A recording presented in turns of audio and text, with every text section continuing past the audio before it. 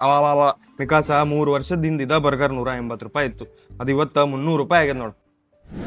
ನಿನ್ ಹುಡುಗಗ ಇನ್ಫ್ಲೇಷನ್ ಬಗ್ಗೆ ಗೊತ್ತಿಲ್ಲನ? ಈಗ ಹೆಂಗ್ ಅನ್ಲಿಗತ್ತಾನ, ಮುಂದ್ ಪರಿಸ್ಥಿತಿ ಈಗ ಕೇಳ್ಬಿಡ. ಇರೋ ರೇಟ್ ನೋಡಿದ್ರೆ ಅಂಜಕ್ ಬರ್ಲತ್ತದವ. ನಮ್ಮ ಸ್ಯಾಲ್ರಿ ಮಾತ್ರ ಅಷ್ಟ ಅದ, ಆದ್ರೆ ನಮ್ಮ ಎಕ್ಸ್ಪೆನ್ಸಸ್ ಡಬಲ್ ಆಗ್ಯಾವ. ನಾವು ಮುಂದೆ ಮನಿ ತಗೋಬೇಕು, ಯುರೋಪ್ ಟ್ರಿಪ್ಪಿಗೆ ಹೋಗ್ಬೇಕು, ನಾಯಿ ತಗೋಬೇಕು. ನಾಯಿ ತಗೊಳ್ಳೋದೇನ, ನಾಯಿ ಊಟದಕ್ಕಿನ ನಮ್ಮ EMI ಜಾಸ್ತಿ ಬರ್ತಂತ ಅನಿಸ್ತದ ನನಗೆ. ನಿನ್ ಹುಡುಗ ಇಷ್ಟಕ್ಕೆ ಅನ್ಲಿಗತ್ತಾನ, ಮುಂದ ಪರಿಸ್ಥಿತಿ ಏನಾಗೋದ? ಲಾಂಗ್ ಟರ್ಮ್ ಪ್ಲಾನ್ ಅದನ್ನೋ ಏನಿಲ್ಲೋ ಕೇಳೋಂಗ ಏನ್ರೇ? think we need to talk about it.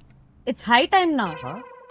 ತಡಿ, ಇಲ್ಲಿ ಪಬ್ಲಿಕ್ನಾಗ ಚೀ ಅದಲ್ಲ, ನಮ್ ಲಾಂಗ್ ಟರ್ಮ್ ಫೈನಾನ್ಷಿಯಲ್ ಪ್ಲಾನ್ಸ್ ಬಗ್ಗೆ. ಓ ಫೈನಾನ್ಷಿಯಲ್ ಪ್ಲಾನ್ಸ್ ಬಗ್ಗೆ ಏನ್ ಮಾತಾಡ್ಲಿ ಇವ್ನ್ ಜೋಡಿ? ನೋಡ್ರಿ, ಇಲ್ಲಿ ತನ ನೀವು ಕೆಲವೊಮ್ಮೆ ಬಿಲ್ ಸ್ಪ್ಲಿಟ್ ಮಾಡ್ತಿದ್ರೆ, ಇನ್ ಕೆಲವೊಮ್ಮೆ ನೀವೊಮ್ಮೆ ಪೇ ಮಾಡ್ತಿದ್ದೆ, ಇವ ಪೇ ಮಾಡ್ತಿದ್ದ. ಅದು ಬಹಳ ಚಲೋ ಅದ. ಬಟ್ ಅದು ಬರೀ ಲೆವೆಲ್ 1.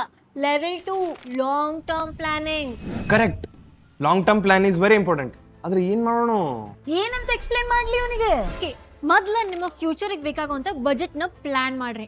ಸೊ ಅದ್ರ ತಕ್ಕಂಗ ಒಂದ್ ಸರ್ಟನ್ ಪರ್ಸೆಂಟೇಜ್ ನಿಮ್ಮ ಇನ್ಕಮ್ ಇಂದ ಸೇವ್ ಮಾಡಬೇಕು. ಅಂಡ್ ಸೆಕೆಂಡ್, ಮೇನ್ ಆಗಿ ನಿಮ್ಮ ಎಕ್ಸ್ಪೆನ್ಸಸ್ ಮತ್ತೆ ನಿಮ್ಮ ಇನ್ಕಮ್ ಎರಡನ್ನೂ ಟ್ರ್ಯಾಕ್ ಮಾಡಬೇಕು. ಸೊ ಇದರಿಂದ ಸ್ಪ್ಲಿಟ್ ರೇಷಿಯೋ ಈಸಿಯಾಗಿ ಸಿಕ್ಬಿಡ್ತದ. And the main thing here, decided shared goals. ಅಂದ್ರೆ 2 ವರ್ಷ ಒಳಗೆ ಮದುವೆ ಆಗ್ಲಿಕ್ಕೆ ಎಷ್ಟು ಬಜೆಟ್ ಬೇಕು ಅದನ್ನ ಸೇವ್ ಮಾಡಬೇಕು. ಬಟ್ ಈ ನಂಬರ್ ಇರ್ತದಲ್ಲ, ಎಕ್ಸಾಕ್ಟ್ ಆಗಿರ್ಬೇಕು. ಅಂಡ್ ಥರ್ಡ್, ನೀವು 3 ಪ್ರಾಮಿಸಸ್ ನ ನಿಮ್ಮ ಪಾರ್ಟ್ನರಿಗೆ ಮಾಡಬೇಕು. ಫಸ್ಟ್, ರೊಕ್ಕದ ಬಗ್ಗೆ ಯಾವತ್ತೂ ಸುಳ್ಳು ಹೇಳಬಾರ್ದು.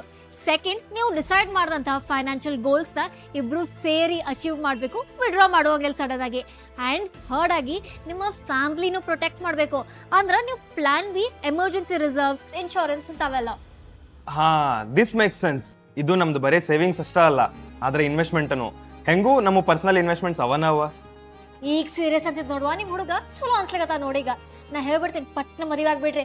ಬೈ ದ ವೇ, ಹೇಳೋದೇ ಮರ್ತೆ, ಹ್ಯಾಪಿ ವ್ಯಾಲೆಂಟೈನ್ಸ್ ಡೇ. ಮತ್ ಅದೇ ಅಲ್ಲ ನಮ್ದು ಲಾಂಗ್ ಟರ್ಮ್ ಪ್ಲಾನಿಂಗ್.